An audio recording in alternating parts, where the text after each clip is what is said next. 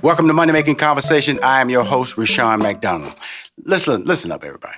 It's time you start reading other people's success stories and start writing your own. I got three gentlemen that's going to lead that by example on my show today because they always lead with their gifts. They thought they had ideas that were value to them, and a lot of people probably told them they were crazy. That's why I would tell people, don't let your age, friends, family, or coworkers stop you from planning or living your dreams.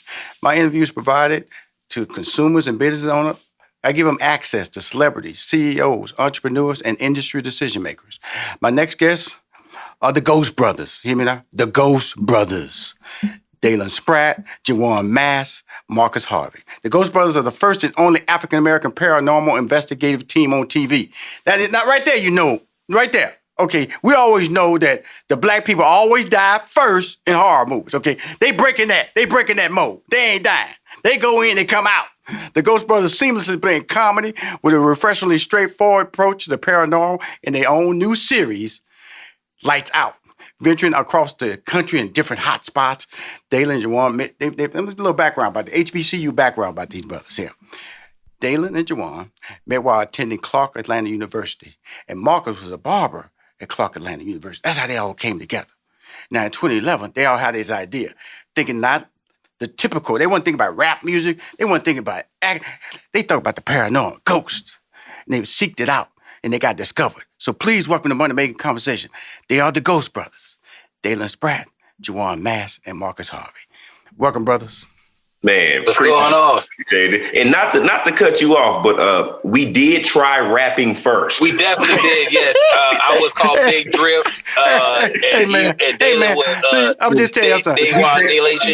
See, y'all not supposed to tell nobody. It was rap first. Now, no. It was definitely rap. Y'all not supposed to tell people. And I was not Cinderella. Don't get it twisted. Okay, cool. Okay, I was the real part of the group. Come on now. That was a failed venture. What you don't do on my show, man. This Money Making Conversation.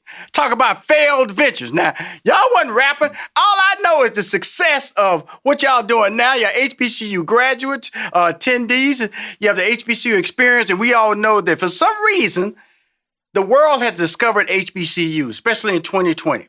With that revelation, you know, that pride, I just interviewed my man, Kenny Leon, and also CAU graduate, and there's so many more. What type of pride, and each one of you can respond to this individual, because I want to get each one of your response about the HBCU experience and also what it has meant to your life moving forward. Yeah, I know for me, Dalen, the HBCU experience literally changed my life. So when I graduated high school, Clark was the only college that was like willing to listen to me. And they actually gave me a scholarship, man. So they not only provided me a way to get to college, it shaped and manufactured my life because I was able to move to Atlanta from Dallas, Texas, and see a whole bunch of people that look like me, my same age, making entrepreneurial moves. So up until then, I'm looking at trying to get a job. But then when I get to college, I see people 18, 19 years old with their own clothing line, starting their own record label, promotion company, just all types of companies started by young minorities. And that's inspired my whole entrepreneurial spirit. And that's when you try to do rap. That's when I tried to rap. That's when we try to get back full circle. It's the origin story. It was party promoting. It was one of the two. Man, HBCU experience was something that was just always ingrained in me. My mother went to a HBCU, and so I was able to always go back to campus with her. And that's where I finally saw like this family culture at these historically Black colleges and universities. I went and visited Clark Atlanta University, and like I was convinced at that point. Like I got to Clark, and like Dalen said, you see a bunch of like-minded individuals, and you see people that look like you, and you're like blown away by like this higher institution of education, and you're like, this, and it feels like home. Like it's not too big. Like you can still have a personal connection with the staff, and like you can still get this education, but it's empowering Blacks to strive for excellence. And I think that's what like really captivated me about that university, Clark Atlanta specifically. Cool. Marcus, tell me about your experience. So my brother actually attended and graduated from Morehouse College, and I actually wanted to go to Morehouse and actually didn't get accepted. That's all right, because now that means that I'm a free agent to get an honorary degree from any HBCU that I want. Now that we are a success in a historically Black situation, you know, with us being the Ghostbusters, the first paranormal, you know, investigation team out there, I think that any HBCU wants to get me now. But the way that I met my bros is actually, you know, I still was connected to the campus. I was affiliated with the AUC Gospel Choir, and I used to start cutting hair. And I actually started cutting Dalen's hair, and then, you know, eventually started meeting Juwan, and then the rest is history. Okay, so you're a barber by trade, I'm assuming, right? Yes, sir. Yes, sir. So they say a celebrity barber, though. What is an unknown barber versus a celebrity barber, Marcus? Please explain that to my listeners and viewers. Well, for me specifically, I'm a celebrity who is a barber.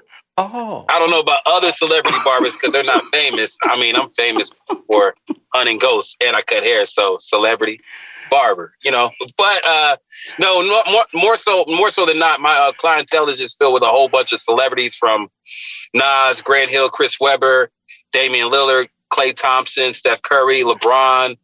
I've cut on television shows. Dalen Spratt, Juwan Mass. There you go. Those two. There you go. You know, keep it local. Keep it local. Frankie Keep it local. Feel like Keep people that you see on a regular basis, because you don't see the LeBron and Steph Curry on regular. Yeah. Keep to the famous trio that you roll with. Yeah. Now these guys, you see us on the episode, you see how fresh these boys be. That's because me. I'm the only one whooping. Okay. They always fresh. I'm just whooping. That's really important because I can't cut hair. I remember when I pledged, because I know we got a couple of, I'm a Mega Psi Phi member, proud member of that, as you guys are proud members of Kappa Alpha Psi. You got the right year. But we all good. We all good now. Because I remember my frat brothers tried to get me to cut hair. That was and I messed up the line. And you know, if you mess up a line on a brother and you pledging, that wasn't a good night for this young brother as a pledgee. So I respect you, Marcus, more than you would ever know. Hey, I'm just saying, you got skills because the mustache, that's that Scotty from the Whispers mustache. So I know you got it strong, brother. I know you got a good hand. I love it. Now let's talk about the series. Okay, Ghost Brothers. Now, how did this idea of paranormal seekers or trying to find ghosts, how did that pop into you guys' mind, and how did it become part of the process? Because I read it started on YouTube. Yeah. So me and Juwan was actually roommates at the time. And I tell people all the time, man, you got to think outside the box. If everybody's doing something, then you need to turn the other way. And so I literally woke up one night about 3:00 in the morning, and one of the ghost hunting shows was just randomly on TV. And I remember thinking to myself, I was like, damn, I don't never see any representation of myself on any one of these shows. Right. Why is it only white folks hunting ghosts? I mean, every race, religion, creed, culture dies. It ain't just white folks. So what happens to us when we pass away? Mm-hmm. And I grew up in the church. My mom was a pastor, and I've always been taught, man, you know, you don't play with the church. You don't play with ghosts. You don't play with any of that. Like, it's either God and angels and everything else is the devil. Right. Yeah. And so literally I ran into Juwan's room, man, at 3 a.m. was like, bro, I feel like we need to hunt ghosts. Okay, Juwan, let's stop right there. That's right there. Right there, Juwan. Roommate's room. Let's Juwan. He run into your room talking about ghost hunting. Now, you knew he wasn't thinking straight at that point. Well, when did it really become a reality check for you that this could be a good idea? Honestly, just overnight. Like, I literally kicked him out my room, went back to sleep, woke up the next morning and was like, and it was still on my mind. I was like, bro, we got to do this. And when you say we got to do that, because I got a duo, and Marcus, you know, the celebrity barber, before he was a celebrity barber, he was just a sidekick barber. How did y'all get him in the loop now, you know, because he's comedy relief when I watch the show, you know? Yeah. So I've been knowing Marcus for years. Like I said, he was cutting everybody's hair, and just knowing his personality. Marcus was doing stand-up comedy around the time, and he was just a really, really funny guy. And I just knew that going into this, you know, going into television, you got to have that breath of fresh air. And Marcus was the perfect candidate. And the fact that he had no background in paranormal stuff, just like we did, it was just the perfect storm to create Ghost Brothers. Now, let's talk about this, Marcus. You know, okay, again, you cut their hair. Okay, crazy ideas are crazy ideas, or over the top ideas are over the top ideas. Was it much convincing you to roll with the brothers into this for paranormal ghost hunting world? Not necessarily, because I mean, it's a two-part answer. No, because I know every idea that Dalen and Juwan come up with is typically successful, because we were kind of like a success cluster prior to us getting on with Discovery. So we were always like, kind of collabing with ideas, prior to this project. So I knew the idea was good, but then, like you said before, Black folks, the only ghost that I was really comfortable with was the Holy Ghost, because we don't really, deal with the other ghosts. You know what I'm saying? So that's the only ghost that I was really prepared for. Right. And that was the only like hesitancy that I had. Like, I didn't want to do any demonic things. We were assured that we wouldn't, and we just kind of kept it paranormal. So, since then, it's kind of stretched out a little bit more and more. They keep getting me out there further and further on that diving board. I'm like, yeah, just jump. And I'm like, hey, bro, chill out, man. I'm still cutting hair. I ain't trying to bring that over to nobody. Say, Marcus, let me ask you this, Marcus. I don't know if you remember this first conversation we had, man. I remember exactly where I was. And you told me, you was like, man, I don't know, man. Because I don't know if I want to be known as a ghost hunter, man. Like, no, because I was like, bruh, what is that going to look like? Right. Ghost hunting brother dude over there. I'm like, man, yeah. But we didn't know. At the beginning, we didn't know if this show was going to be like either, and we're talking with CAU. We didn't know that we're going to another network.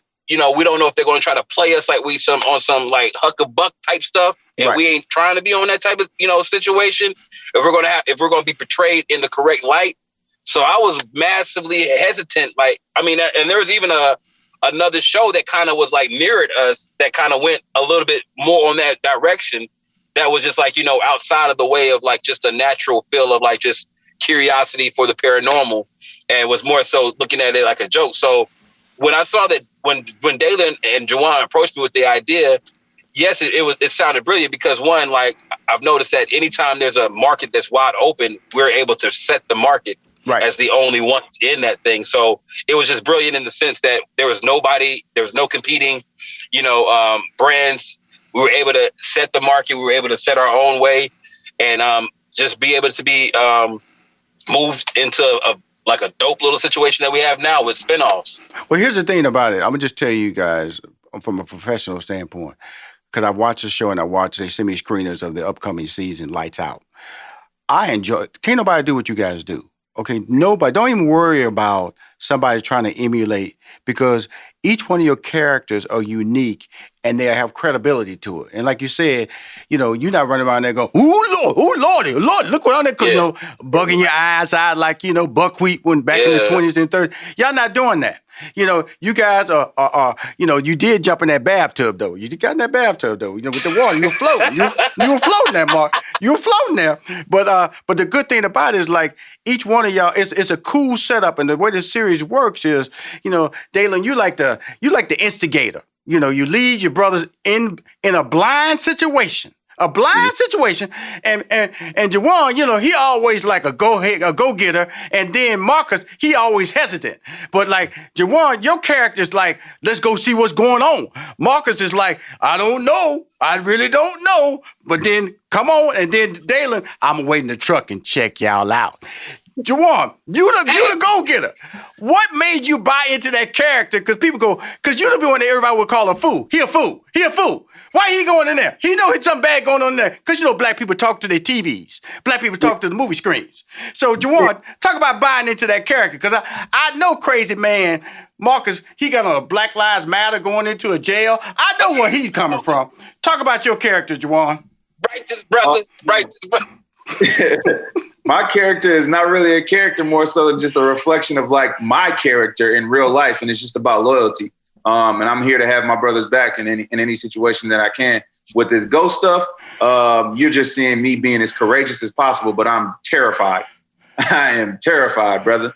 Are you really afraid? Because you always show up at night now, which is always like, okay, brothers, okay, you can go by. There is a daytime period, but you go in at night, and so you arrive. And so Dalen, you do a great job of setting the danger tone, what they're walking into. Because, again, you guys really don't know what you're walking into, Marcus and Juwan? You really don't know?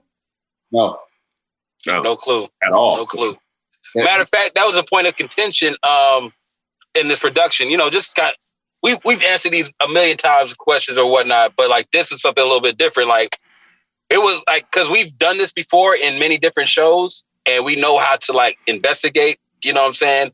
But this production crew was just, you know, like, yo, let's trust us in this situation, right? And see about you know, letting Dalen just throw you guys in there blind. And you know, typically we like me, Dalen and Juwan, we were very like interactive when it comes to ideas, when it comes to investigating styles, when it comes to like, you know, how we're gonna like, you know, provoke whatever we need to provoke to kind of get any type of response. And this was just a totally different show because, like, you know, Dalen was just one, he don't even know how to read a map. So just to have somebody send you somewhere who holding the map upside down and talking about go left, I mean right, left, right. Come on, dog. Let's that. And then Juwan, you know, like you said, Juwan makes me have to get courageous because like I ain't playing that stuff. No, you're and not. Juwan's like, all right, man, let's go. And I'm like, dang, bro, I can't look like no punk in front of Juwan and Dalen out there cold. You know what I'm saying? So, you know, like you said, Juwan actually be pulling us to do more. Juwan, he's the one I go, okay, really do. You know, black people get killed in horror movies. Black people do get killed in horror movies. Now, Dalen, let's go back to your character. You know, Mr. Stay in the Truck. And reveal us the dangerous situation that they may be walking into. So ultimately, they have to trust you because you know the setup from a standpoint of what they can walk into. So you have to protect them from any silly pitches. You know, let's have some water hit them or some trap doors. Does that come up in conversation? You go, no, they're not going to do that. How much involved with you with the pre-production of what they're walking into, Dalen? We're really, really hands-on from the beginning because, I mean, I think everybody that works with us knows where we stand and where we draw the line. So before we even started Ghost Brothers, we were people at home watching these shows, wondering if this stuff was really real. And we always said if we ever were blessed with the opportunity, like, we don't want to fake anything. Like, we want to make sure whatever's happening is real time happening. So we make sure with the production company that we're not for, you know, don't be trying to prank Juwan and Marcus. Don't be trying to make things happen to get reactions from them. That's not what we're here for. And we'll walk off if something like that ever happens. So Or swing. So my job is really just to make sure that my guys are safe on the inside. You know what I'm saying? They got to trust me.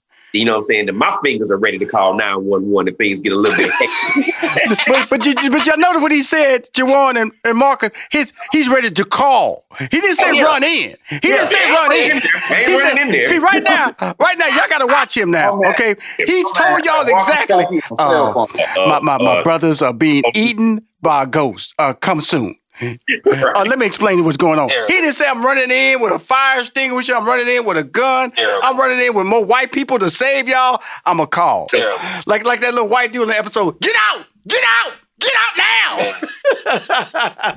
Wow. You know, let's go back to this whole scenario. Because you guys are three visionaries. I'm going to just put it out there like that. Because like I said, you trusted your natural instincts. In 2011, you know, you guys started to hunt ghosts. And the reason I'm saying that because right now you got Discovery calling people, letting them know y'all coming. So there's a degree of respect and authority that's tied to that. In the early days, y'all were just black dudes coming in with an idea. How did y'all develop that idea and also develop credibility with your early ghost hunting? So it's funny. All three of us actually worked behind the scenes in television before we got in front of the camera. So we all started from the bottom. I'm talking about PAs, production assistants, running, getting water, clothes, all that type of stuff. So we had a respect for television and a work ethic from day one. So we were watching how television shows were being made on a day-to-day basis. So when the idea came around, we already had the vision of how to get it done, but we didn't know how we were going to get it out. And it's funny you say that because once we finished, we had this finished sizzle reel of black guys hunting ghosts. We started taking meetings. And back then we kept getting the same two responses. Black people don't hunt ghosts. So where y'all gonna put the show at? BET? Nah, we'll pass. Right. Black people don't hunt ghosts, so white people ain't gonna want to watch y'all. So where y'all gonna put y'all? A&E? Nah, we'll pass. So we just kept getting passed and passed and passed. And it wasn't until about 2015, 16. I don't know if you're familiar or remember the campaign, Oscars So White. Right. So that's when the media, where they were saying there were not enough minority television shows getting recognition in mainstream media. Mm-hmm. And we were just fortunate enough to be ushered along in that window with shows like Blackish, shows like Fresh Off the Boat. So all these minority-led driven shows, God just blessed us to kind of just cinch on in through that window with Ghost Brothers. And man, it's been a hit ever since. But let me not. You didn't just sneak in. You guys are talented, man. And like, for sure. But see, that's the thing with black folks, man. We gotta always get in the door a different way, just to Dalen, let me just tell you this. Let me slow you down. Or more talented than the counterpart. Let me just slow you down, Dalen, because everybody got to get in. Okay, everybody got to get in. And that's why I want to just say, here's my compliment to you, all three of you guys. You cannot be replicated. You cannot be duplicated. Okay. Right. You guys are smart on screen. You smart off camera. Okay. I see there's a storyline. Like I was telling Marcus earlier, prior to the interview, is that there's always a wrap up. A wrap up tied to logic. And so it's not like, it might, the concept sounds kind of like, oh, black guys hunting ghosts, but then you go through the process, you got the equipment, and then you develop the scenarios, you set the storyline in place, because all your storylines that you set up that they're walking into, I'm worried about these brothers. I am actually worried about these brothers, because you said some crazy stuff. You should be. You should be. You know what I'm saying? And then I ain't going to watch the episode. I'm not going to tell y'all nothing about the storylines. All I know is that Dalen need his behind whoop, letting his boys walk into these environments, and he's sitting. Why you the first person? See, now listen, bro. Dude. He need his butt whoop, because he said bye. I will sit and wait out here, in the truck or the van or somewhere comfortable.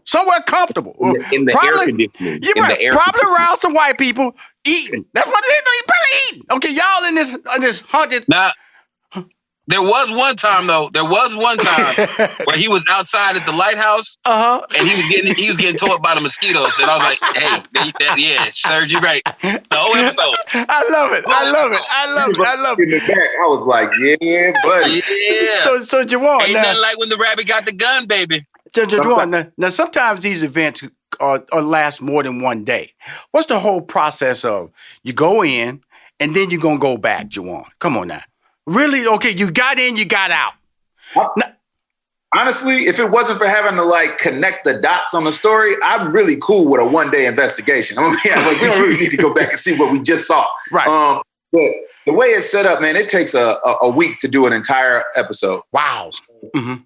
Yeah. So we'll get there. The first night we're typically doing baseline investigation. So that's where we pull up to the spot. Dalen knows the location. Marcus and I don't know anything. That's when we have our notorious pop the trunk scene. We get out and we hit the location. We investigate. We pull all the evidence together. What we find, we share with Dalen. Dalen then fills us in on all the stuff that he knew. And so now we're connecting these pieces. You know what I mean? Right. And then we have another investigation later on.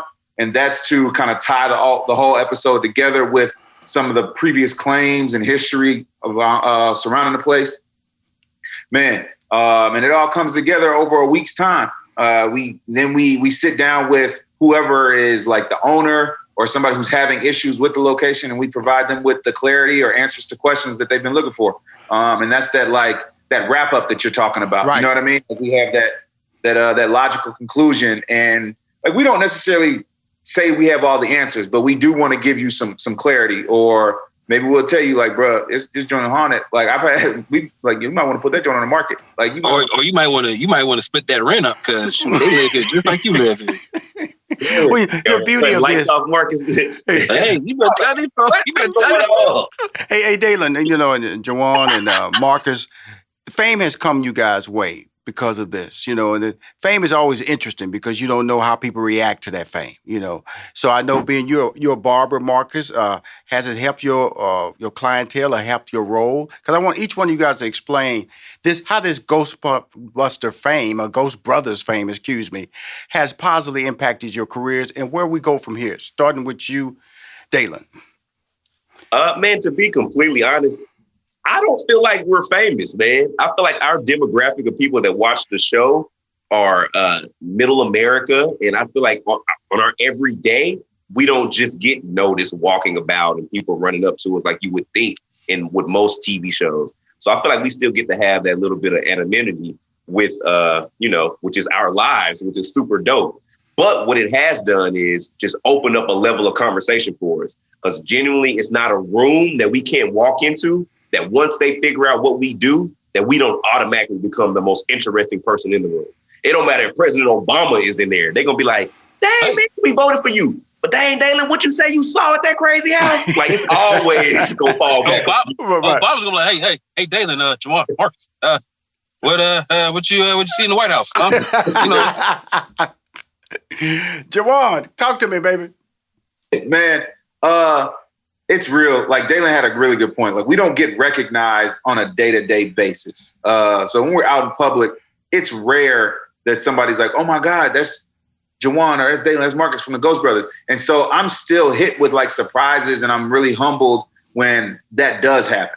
You know what I mean? And it's like, I guess I appreciate the fact that like we haven't been catapulted into like stardom. And it's almost like we have the ability to kind of ease our way into it and get you comfortable with accepting this celebrity that you have, right? Because like we can't negate the fact that, yes, there is a certain celebrity status that comes with what we're doing. But this time that we're having allows me to accept it and be human and humble about what it is. You know what I mean? Like a lot of times it can go to somebody's head when they get famous. And I think the three of us being in television and film in our past and not being catapulted into stardom is allowing us to really accept that and understand what it means to have that platform. Now, Marcus, I know it went to your head. Look at that head big. It's growing as that's a look. It's all that capping can't fit no more. I told y'all, you said the group wasn't gonna be nothing until they got David Ruffin. I'm just gonna be honest. Until they hired David Ruffin, they wasn't gonna be nothing. No, for real though. What I think that was dope about this is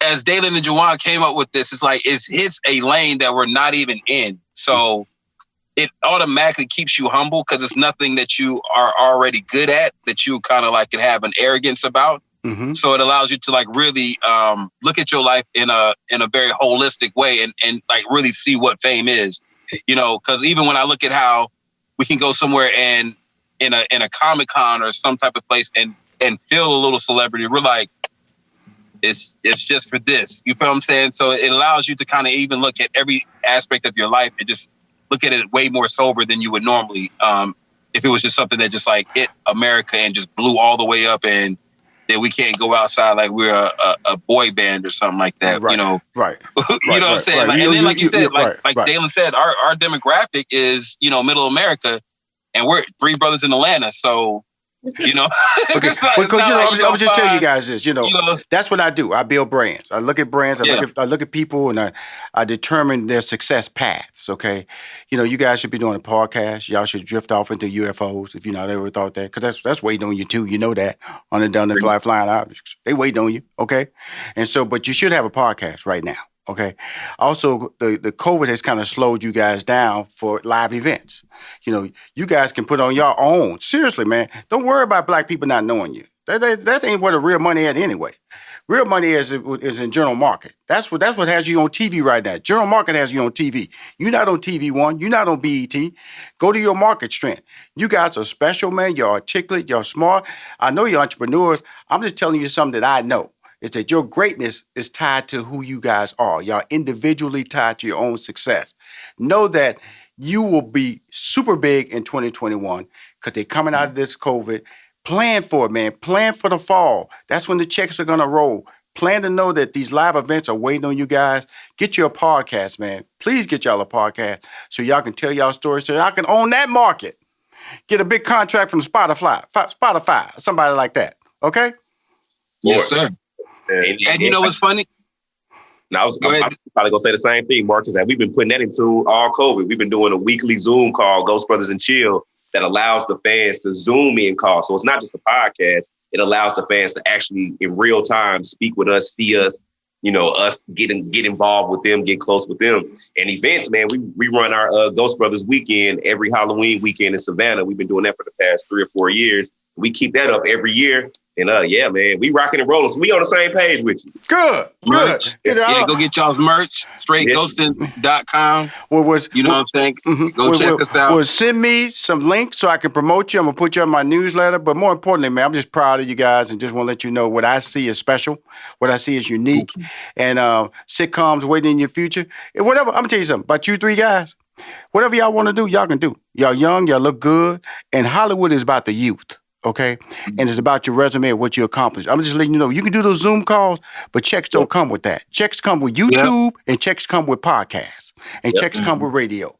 So I'm a man. That's why you're on Money Making Conversation. I try to give advice to individuals. If you're gonna spend your time on a Zoom, spend your time on a podcast. You're gonna spend your time on a Zoom, build your subscribers on your YouTube channel, because that's how you're going to get paid. You're not going to get paid on Instagram. You're not going to get paid on Zoom, because you guys are gifted. Use that gift, develop that newsletter so y'all can start that momentum. There's a lot of people sitting around waiting to be a part of the team. Start building that team of people who want to make y'all great. That's what I've done all my life. I've done it with celebrities, too many to name. And I'm special because of that. I had to learn that about myself when I stopped managing Steve Harvey. I had to put a team around me because I was frustrated because things wasn't happening. And I went, hey, because you're by yourself, fool. You're by yourself. You're not going to achieve success until people buy into your dream. That's all I got to say, man. Thank you, sir. Yeah, well, make sure that everybody comes to the Musalair since y'all all in Atlanta. The Musalair gallery, my art gallery that is a barbershop. You'll love it. It's a black man's bucket list right there.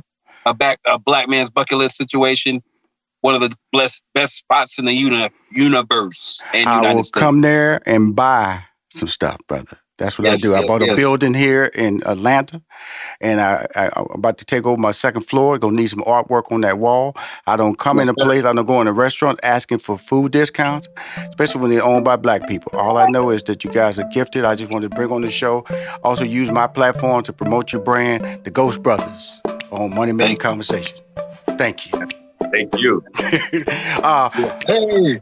If you want to hear more Money Making Conversation, please go to moneymakingconversation.com or go to my YouTube channel and subscribe. I'm Rushion McDonald. I am your host.